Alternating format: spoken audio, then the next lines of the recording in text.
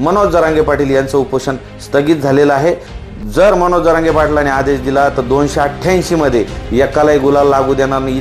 मराठ्यांचा ढाण्यावाग, संघर्ष योद्धा, मराठ्यांचं वादळ, बरेच आमदार, बरेच मंत्री हे मनोज जरांगे पाटील यांना टार्गेट केलं, कारण मनोज जरांगे पाटील यांची प्रकृती अत्यंत खराब झाली होती। उपोषणाचा आज 5वा दिवस होता। पश्चिम महाराष्ट्रात मराठ्यांची ताकद, मराठ्यांचा महासागर, मराठ्यांचं वादळ करला वेळ दिला आणि पुन्हा आपलं आमरण उपोषण स्थगित केलं। याचं कारण असं आहे की महाराष्ट्रामध्ये तीव्र असंतोष पसरायला लागला होता। मराठा समाज चिंताग्रस्त झाला होता आणि कुठल्याही क्षणी काहीही डिसिजन मराठा समाज घेऊ शकत होता, कारण मनोज जरांगे पाटील यांची प्रकृती अत्यंत खराब झाली होती। उपोषणाचा आज 5वा दिवस होता।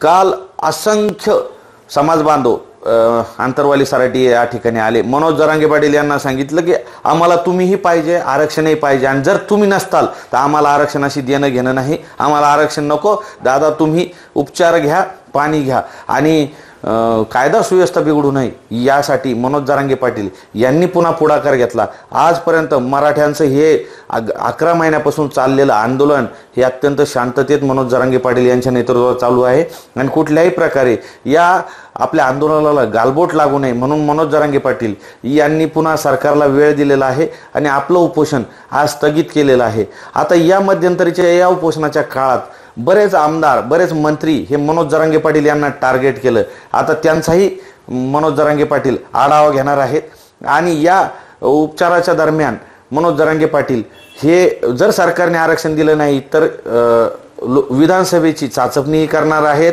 आणि त्यांना ठणठणीत होऊन पश्चिम महाराष्ट्राचा जो दौरा त्यांनी आयोजित केलेला आहे, त्यांनी उपोषण चालू असताना सांगितलं होतं की माझा जीव जरी गेला, म्हणजे मी कितीही जरी आजारी असलो तरी मी पश्चिम महाराष्ट्राचा जो दौरा आयोजित केलेला आहे त्या दौऱ्याला येणार आणि 7 ऑगस्ट ते 13 ऑगस्टचा जो दौरा आयोजित केलेला आहे, 7 ऑगस्टला मनोज जरांगे पाटील हे सोलापूर या ठिकाणी येणार आहे, 8 ऑगस्टला सांगली, 9 ऑगस्टला कोल्हापूर, 10 ऑगस्टला सातारा, 11 ऑगस्टला पुणे, 12 ऑगस्टला अहमदनगर आणि 13 ऑगस्टला नाशिकच्या दौऱ्यावर येणार आहे।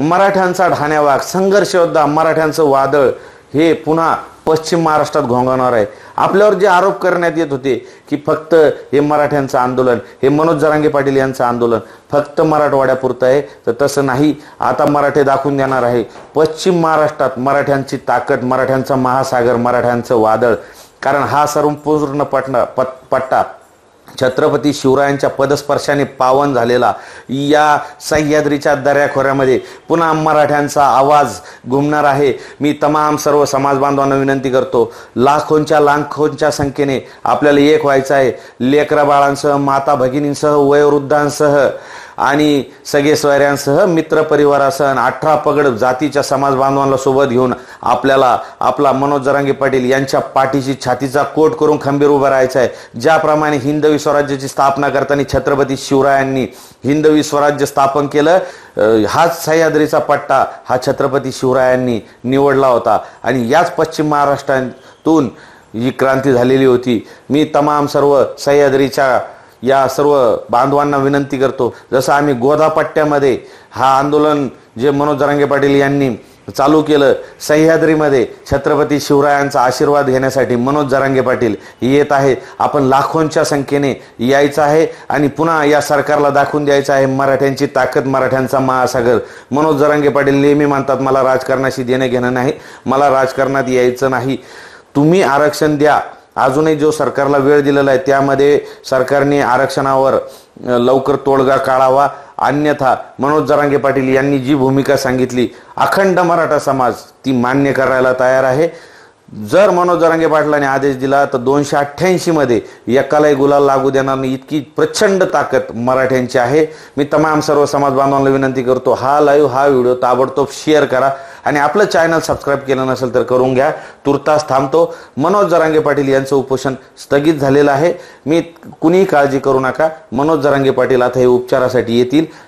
तुर्तास थांबतो आणि हाच मराठ्यांचा ढाण्यावाग पुन्हा एक नवीन क्रांती घेऊन, नवीन उभारी घेऊन आपल्या दौऱ्यात येत आहे। तुर्तास थांबतो। जय शिवराय।